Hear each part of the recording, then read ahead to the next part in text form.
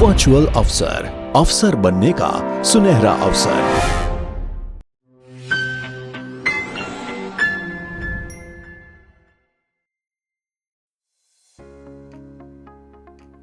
Hello बच्चों, trick से UPSC में आपका स्वागत है। आज हम पढ़ने वाले हैं डिस्कवरिंग महात्मा गांधी और उनके लेगेसी के बारे में हम जानेंगे।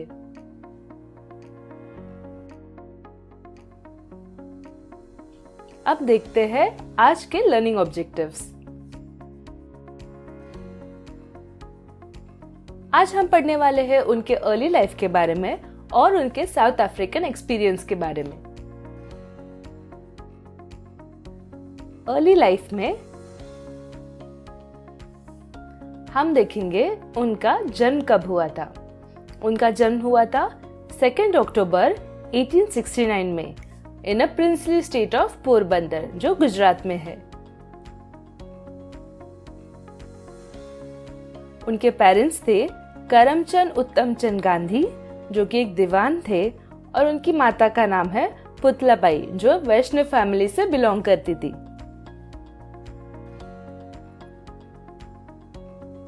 उनकी स्कूलिंग हुई बच्चों राजकोट में। वो जब स्कूल में थे तब वो थोड़ी सी शाय पर्सनालिटी थे और एक एवरेज स्टूडेंट थे।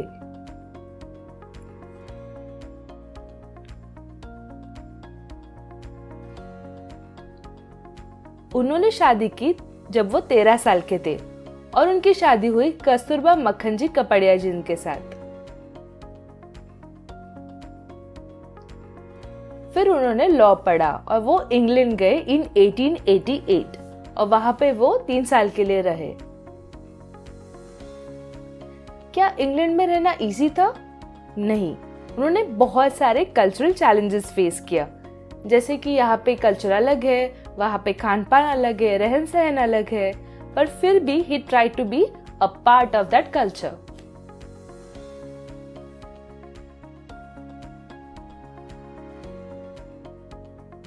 फिर उन्होंने मैनेज कैसे किया?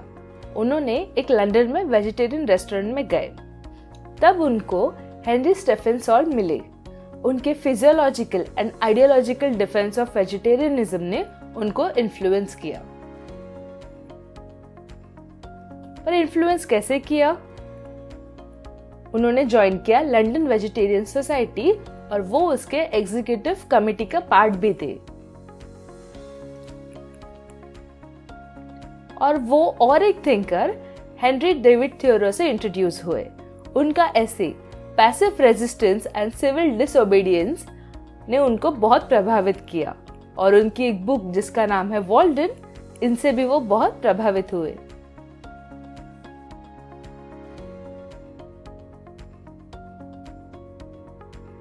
गांधी जी 1891 में इंडिया वापस आए और उन्होंने लॉ प्रैक्टिस किया। फिर वो साउथ अफ्रीका कब गए? वो 1893 में दादा अब्दुल्ला के कहने पे साउथ अफ्रीका गए। अभी हम ट्रिक से अर्ली लाइफ याद रखेंगे। एक पुअर बंदर था जिसे हम याद रखेंगे पोरबंदर, जिसको राजमहल बुलाया गया। ये राजा ने क्या पहना है? एक कोट। इसे हम याद रखेंगे राजकोट। उसके पीछे है एक पुतला, जिसे हम क्या याद रखेंगे? पुतलाबाई। फिर ये बंदर है, वो कपड़े के झूले पे झूल रहा था। अचानक झूला फट गया तो बंदर सोचने लगा, कपड़ा फट गया तो मेरा क्या कसूर? इसे हम क्या याद रखेंगे? कसूर से कस्तूरबा और कपड़े से कापड़िया। फिर बंदर सोचता है कि मैं मेरे दादाजी की तरह लॉ पढ़ूंगा और वो दादाजी के थैले पे जाने के लिए निकलता है। पर रास्ते में बहुत सारे स्टेप्स थे और वहां पे हेंस थे, इसलिए हम क्या बोल रहे हैं इसे? Hence on steps. तो उस हेंस को दूर करने के लिए उन्होंने हाथ में एक सॉल्ट का बॉटल लिया और उस हेंस पे सॉल्ट छिड़कने लगा सो दैट हेंस दूर हो जाए। इसे हम क्या याद रखेंगे? Henry Stephen Salt. जब वो उसके दादाजी के पास गया वो अपने सब्जी के थैले पे बैठे थे और थैला था दीवार के बगल में, और वो उस थैले के क्या थे? डॉन थे। इसे हम क्या याद रखेंगे? वॉल एंड डॉन से वेल डन। और क्योंकि वो दादाजी ने लॉ प्रैक्टिस किया था, फिर उन्होंने उसको बचाया और दादाजी ने उस बंदर को भेजा साउथ अफ्रीका अब्दुल की मदद से। इसे हम क्या याद रखेंगे? दादा अब्दुल्ला।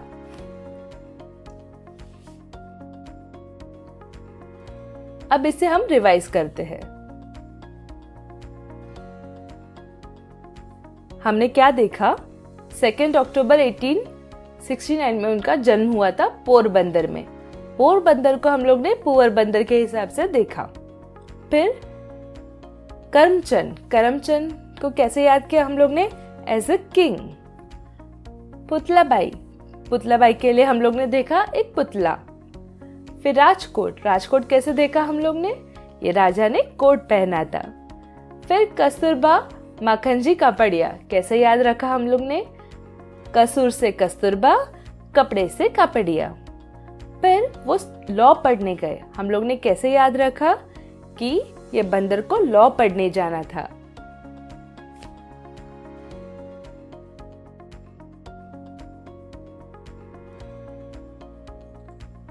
फिर उन्हें एक थिंकर मिला जिसका नाम था हेनरी स्टेफन सॉल्ट। इसको हम लोग ने कैसे याद रखा? हेंस जो स्टेप पे थे और सॉल्ट छिड़क रहा था। उसके बाद हम लोग ने याद रखा लंदन वेजिटेरियन सोसाइटी। वेजिटेरियन से हम लोग ने क्या दिखाया? एक वेजिटेबल का थैला दिखाया। फिर उसके बाद वॉल्डन, ये बुक का नाम हम लोग ने कैसे याद रखा? जो डॉन है वॉल के नजदीक, उसे याद रखा हम लोग ने वॉल्डन। और फिर वो रिटर्न आके लॉ प्रैक्टिस किए और हम लोग ने दिखाया कि दादाजी ने लॉ प्रैक्टिस किया। और दादा अब्दुल्ला के साथ कहाँ गए वो? South Africa. ठीक है बच्चों, अब हम पढ़ेंगे उनके साउथ अफ्रीका के एक्सपीरियंस को।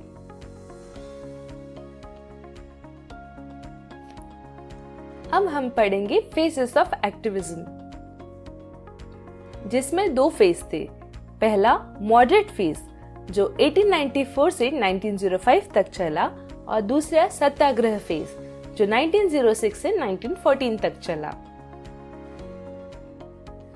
मॉडरेट फेज में नटाल इंडियन कांग्रेस को एस्टैब्लिश किया गया इन 1893, और the second Anglo Boyer war में जो 1899 में हुआ, गांधी जी ने एम्बुलेंस सर्विस कॉर्प्स को फॉर्म किया और उन्होंने एक न्यूज़पेपर इंडियन ओपिनियन नाम का पब्लिश भी किया। सत्याग्रह फेज में गांधी जी ने अपोज किया Asiatic registration act in 1906, the imposition of poll tax और अ जुडिशियल प्रोनाउंसमेंट जो रिजेक्ट कर रहे थे हिंदू एंड इस्लामिक मैरिजेस को।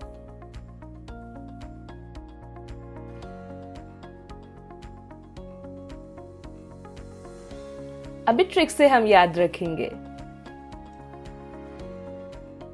इसमें हमें दिख रहा है नटाल कांग्रेस का मीटिंग चल रहा है।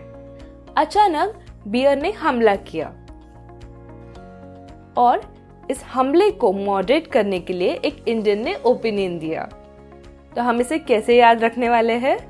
मॉडरेट फेज, जो इसको वॉर को मॉडरेट करने के लिए एक इंडियन ने ओपिनियन दिया। ओपिनियन दे कौन रहा है? Indian opinion newspaper.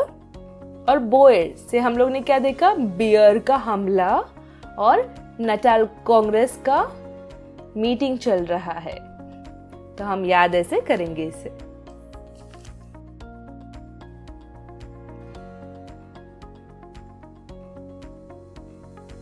फिर हम याद करेंगे सत्याग्रह फेज को।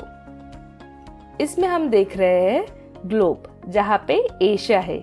एशिया से हम याद रखेंगे एशियाटिक रजिस्ट्रेशन एक्ट, जिस पे पोल टैक्स इम्पोज किया गया। और ये जजमेंट क्या रिजेक्ट कर रहा था? हिंदू इस्लामिक मैरिजेस को।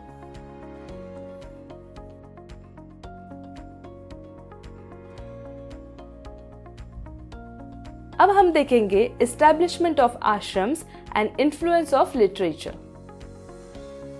गांधी जी के क्या क्या इंस्पिरेशंस थे।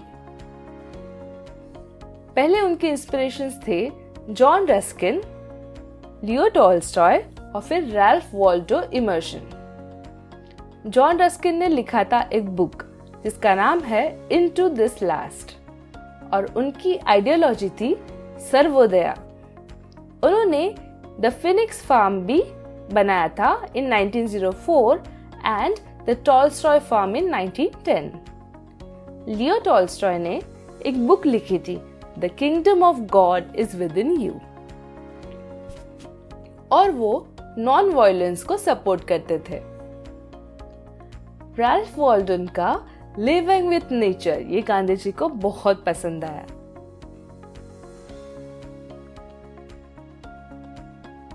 तो हम देखते हैं इनकी इंस्पिरेशंस कैसे याद रख सकते हैं। Gandhi ji just likes right, इसमें G for Gandhi, J for John Ruskin, L for Leo Tolstoy and R for Ralph Emerson. ऐसे हम इसे याद रखेंगे।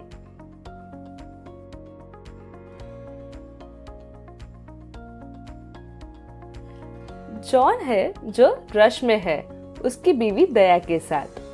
टॉयज फार्म में वो अपने बच्चे को ढूंढ रहे हैं और ऊपर है एक फीनिक्स बर्ड, बट यहाँ पे उनको उनका बच्चा नहीं मिलता। फिर वो आगे गए थोड़े, वहां पे उसको एक बंदा मिला जो टॉयज के साथ खेल रहा था।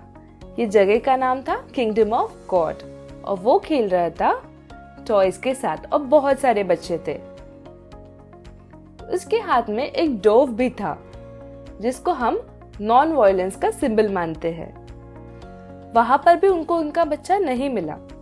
फिर वो गए आगे, फिर उनको उनका बच्चा एक वॉल के पास दिखा जिस जगह का नाम था रैल्फ इमर्सन और उनका उस बच्चे को क्या पसंद आया, वो नेचर में रहना।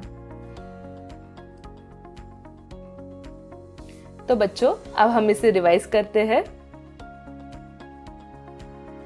हम लोग ने क्या देखा, जॉन रस्किन, इसको याद रखा हम लोग ने, जॉन इज रशिंग। उनकी आइडियोलॉजी सर्वोदया, इसको हम लोग ने याद किया दया से। फिर उन्होंने बनाया फिनिक्स फार्म, इसको हम लोग ने याद किया फिनिक्स बर्ड के हेल्प से। फिर है टॉल्स्टॉय फार्म, इसको हम लोग ने याद किया टॉयज फार्म के साथ। फिर लियो टॉल्स्टॉय का बुक किंगडम ऑफ गॉड, इसको हम लोग ने दिखाया किंगडम ऑफ गॉड से, जो बच्चे के साथ खेल रहे टॉयज के साथ। फिर उनका इम्पोर्टेंस है नॉन वायलेंस, जिसको हम लोग ने एक डव के हेल्प से दिखाया। और रैल्फ वॉल्डन का लिविंग विथ नेचर, हम लोग ने उस बच्चे को कहाँ दिखाया, एक वॉल के पास जो नेचर के पास है।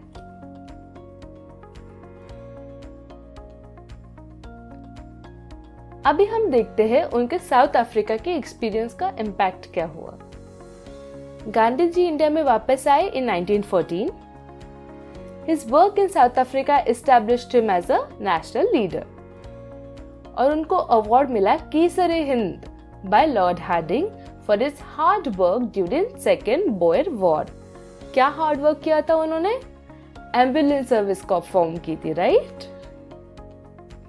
फिर उन्होंने ऑटोबायोग्राफी लिखा माई एक्सपेरिमेंट्स विद ट्रूथ, जिसमें उन्होंने कवर किया उनके साउथ अफ्रीका के एक्सपीरियंस अंटिल 1921। तो बच्चों याद करते हैं हम इसे ट्रिक से। गांधी जी रिटर्न कब आए? 1914 में। उन्होंने यहाँ आके बहुत सारे एक्सपेरिमेंट्स किए जो बहुत हार्ड थी। उस एक्सपेरिमेंट्स को खुश होकर लॉर्ड हार्डिंग ने उन्हें गिफ्ट किया एक केसर का बक्सा। इसे हम क्या याद रखेंगे? केसर-ए-हिंद मेडल।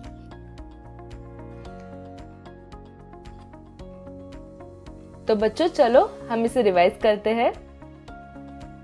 हम लोग ने देखा गांधी जी इंडिया में रिटर्न कब आए? 1914 में। फिर उनके बहुत सारे एक्सपेरिमेंट से, that is my experiment with truth, उनकी ऑटोबायोग्राफी हम लोग ने देखी और उनकी हार्ड वर्क से हम क्या याद रखेंगे? Lord Hardinge.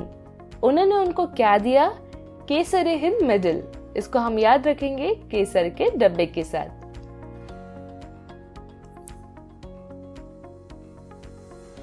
तो बच्चों, मिलते हैं हम नेक्स्ट वीडियो में।